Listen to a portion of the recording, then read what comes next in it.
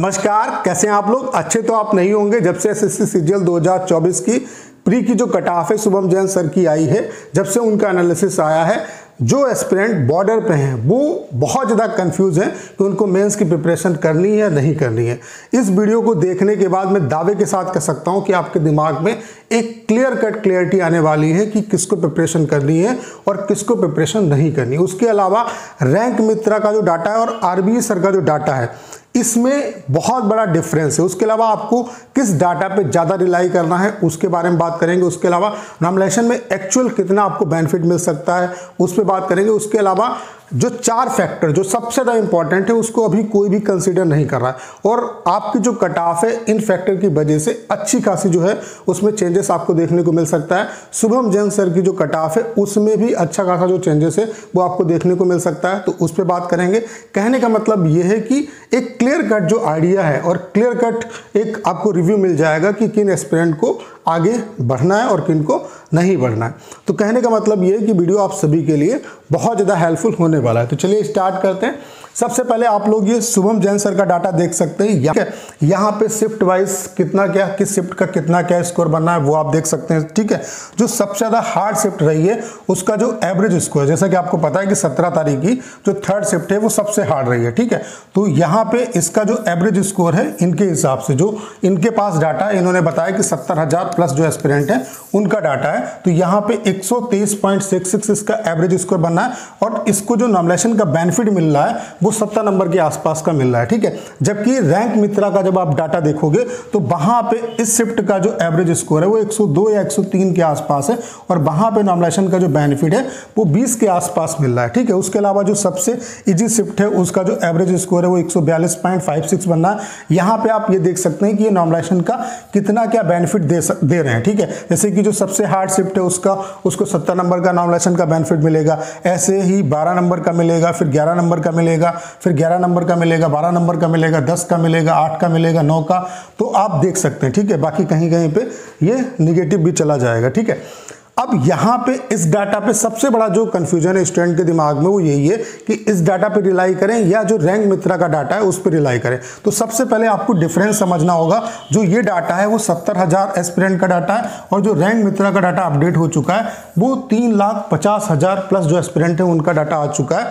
तो आप ये खुद देख सकते हैं ये लगभग 5 गुना एस्पिरेंट का डाटा है। ठीक है, अब आपको भी पता है जब चैनल पे कोई भी आपका सर्वे आता है तो चैनल पे जो चैनल की ऑडियंस है, स्पेशली जो ऑडियंस है, अगर मान लेते हैं बहुत ज़्यादा ऑडियंस है तो मैक्सिमम जो एस्पिरेंट हैं वही जो है जो अच्छे जिनके मार्क्स हैं वो डाटा अपना शेयर करते हैं और वो डिफरेंस आप देख सकते हैं। बाकी रैंक मित्रा पे क्या है कि हर एक बच्चे को ये क्यूरियोसिटी रहती है कि हमारे आफ्टर नॉमिनेशन कितने क्या मार्क्स बढ़ रहे हैं। ठीक है, ओवरऑल हमारा स्कोर कार्ड क्या है, स्कोर कार्ड से पहले स्कोर कार्ड देख लेते हैं। तो इस वजह से आप देख रहे हैं कि यहाँ पे मैक्सिमम एस्पिरेंट का डाटा है, तो कहीं ना कहीं ये डाटा इस डाटा से 5 गुना ज़्यादा एस्पिरेंट का डाटा है और यहाँ पे आप ये मान के चलो कि मैक्सिमम जो एस्पिरेंट है उनका डाटा हमारे पास रैंक मित्रा के तो हमें मिल गया है। ठीक है, तो इस डाटा पे आप कहीं हद तक ज़्यादा रिलाई कर सकते हैं। उसके अलावा रैंक मित्रा ने यह भी बताया है कि जो एक एस्पिरेंट का डाटा है वो एक ही बार ये काउंट कर रहे हैं। अगर मल्टीपल बार वो अपना डाटा डालता है तो लास्ट टाइम जो डाटा उसने दिया है वही डाटा यहाँ पे कंसीडर किया जा रहा है, यानी कि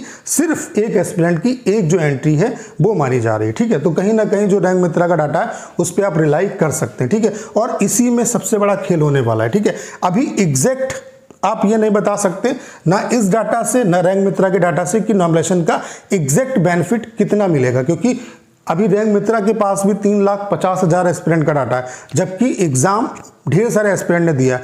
तो जब नॉमिनेशन का आप नॉमिनेशन को अप्लाई करोगे तो जब लार्ज नंबर ऑफ एस्पिरेंट जो ओवरऑल जिन्होंने एग्जाम दिया उन पे अप्लाई करोगे तो नॉमिनेशन कहीं ना कहीं उसमें डिफरेंस जरूर क्रिएट होगा। ठीक है, उसके अलावा अगर आप रैंक मित्रा का डाटा यहाँ पे देखोगे तो यहाँ पे ये जो डाटा है इसमें जो सबसे हार्ड शिफ्ट है इसका जो एवरेज स्कोर है वही मैंने आपको बताया कि 102 103 बनना है, 102 बनना है, उसके बाद 105 और जो सबसे ज़्यादा इजी शिफ्ट रही है उसका जो आपका एवरेज स्कोर बनना है वो आप देख सकते हैं 100 आपका कितना बनना है, 122 के आसपास बनना है। तो यहाँ पे जो नॉमिनेशन का मैक्सिमम बेनिफिट मिलेगा वो 20 नंबर के आसपास यहाँ पे मिल रहा है। ठीक है, तो आपको किस डाटा पे रिलाई करना है ज़्यादा, तो मैं तो आपको यही कहूँगा और जो मैं आपको चीज़ें बताने वाला हूँ वो इस डाटा के बेस पे बताने वाला हूँ कि रैंक मित्रा में शिफ्ट वाइज जितना आपको नॉमिनेशन का बेनिफिट मिल रहा है उसके हिसाब से आप मान के चलो, और उसके हिसाब से मैं आफ्टर नॉर्मलाइजेशन कैटेगरी वाइज जो है आपका कितना क्या आपके लिए सेफ स्कोर रह सकता है, कितने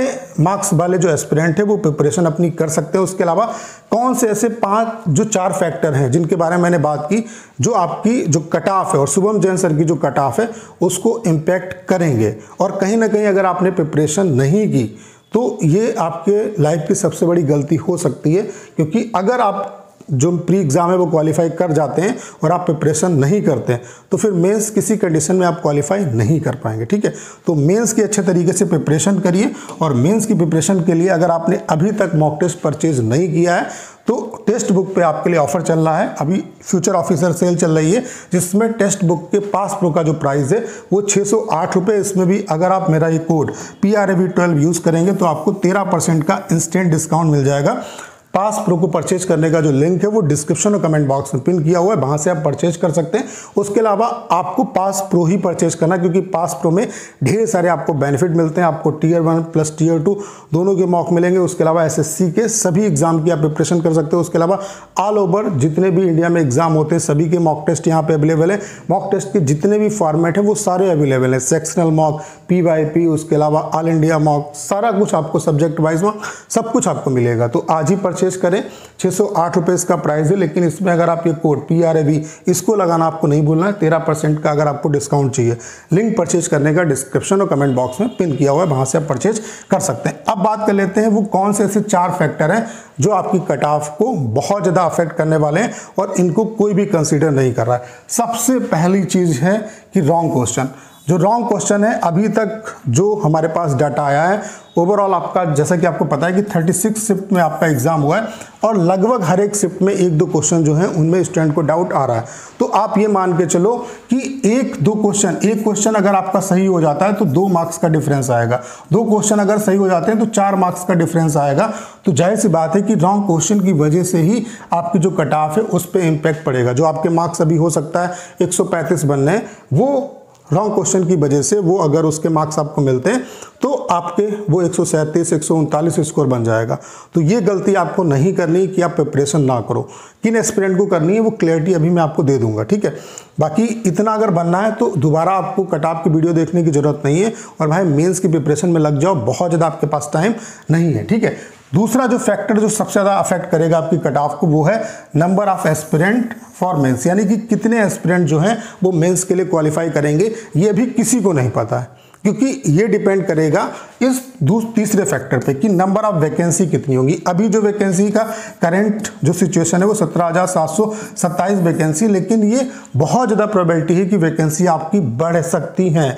और अगर ये वैकेंसी आप मान के चलो कि 20,000 हो जाती हैं या 25,000 हो जाती हैं तो आप खुद समझ सकते हो कि कितने, अगर 10 गुना एस्पिरेंट को क्वालिफाई करेंगे 20,000 के हिसाब से 2 लाख एस्पिरेंट क्वालिफाई होंगे और 25,000 के हिसाब से 2,50,000 जो एस्पिरेंट है वो क्वालिफाई होंगे।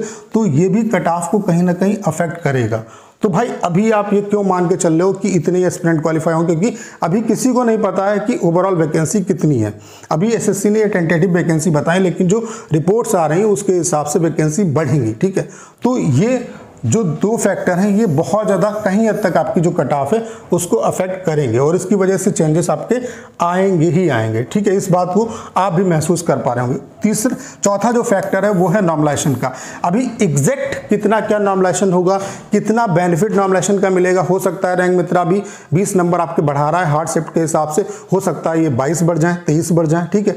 तो कुछ कहा नहीं जा सकता क्योंकि एग्जैक्ट डाटा जो है वो एसएससी के पास है। तो नॉर्मलाइजेशन भी कहीं हद तक चीजें डिसाइड करेगा कि कट ऑफ कितनी क्या आपकी जा सकती है। तो कोई अगर डाटा दे दिया है किसी ने, और शुभम जैन सर ने भी कहा है कि अगर आपके थोड़े बहुत कम भी मार्क्स बनने तब भी आपको प्रिपरेशन करनी चाहिए, क्योंकि उसमें ये सारे वेरिएशन जो हैं वो आपको इंक्लूड करने पड़ेंगे।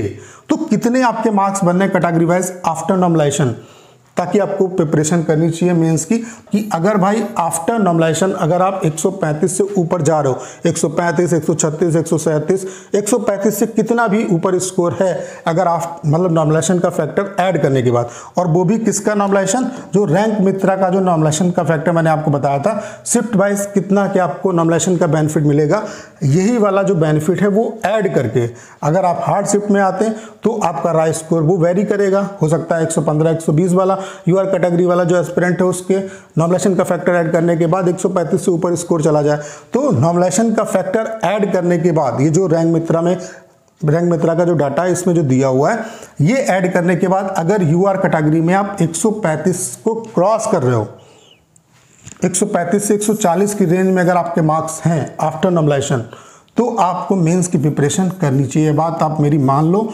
आपको किसी भी तरीके से नुकसान नहीं होगा। बाकी अगर ओबीसी और ईडब्ल्यूएस कैटेगरी वाले जो एस्पिरेंट हैं, अगर भाई नॉमिनेशन का फैक्टर ऐड करने के बाद 130 से ऊपर जा रहे हो, तो आपको मेंस की प्रिपरेशन करनी ही करनी है, किसी से पूछने की आपको जरूरत नहीं है। एससी कैटेगरी से अगर आप 110 के ऊपर जा रहे हो नॉमिनेशन का फैक्टर ऐड करने के बाद, तो आप मेंस की प्रिपरेशन करो। उसके अलावा एसटी कैटेगरी से अगर हम बात करें तो 100 से ऊपर अगर आप जा रहे हो तो भाई मेंस की प्रिपरेशन करो, आपको मौका मिल सकता है। क्यों मिल सकता है? ये 4 फैक्टर हैं जो कहीं हद तक कट ऑफ को डिसाइड करेंगे। तो भाई किसी से भी अब दोबारा पूछने की जरूरत नहीं है। अगर इतने मार्क्स आपके बनने हैं नॉमिनेशन का फैक्टर ऐड करने के बाद कैटेगरी वाइज, तो भाई मेंस की प्रिपरेशन में लग जाओ। और प्रिपरेशन तभी अच्छी होगी, मार्क्स तभी अच्छे और मेंस में ले आ पाओगे जब आप मॉक टेस्ट लगाओगे। तो मॉक टेस्ट अगर आपने टेक्स्ट बुक का अभी तक परचेज नहीं किया तो परचेज कर लीजिए। ये कोड लगाना आपको नहीं भूलना है। इसका जो लिंक है वो डिस्क्रिप्शन और कमेंट बॉक्स में पिन किया हुआ है, वहाँ से आप परचेज कर सकते हैं। उम्मीद करता हूँ इस वीडियो को देखने के बाद एक क्लियरिटी आपके दिमाग में जरूर आई होगी। करना क्या है, इस वीडियो को 10 शेयर करना है। उसके अलावा अगर आप चैनल पर नए हैं और आपने अभी तक इसे सब्सक्राइब नहीं किया है तो प्लीज़ चैनल को सब्सक्राइब करना मत भूलिएगा।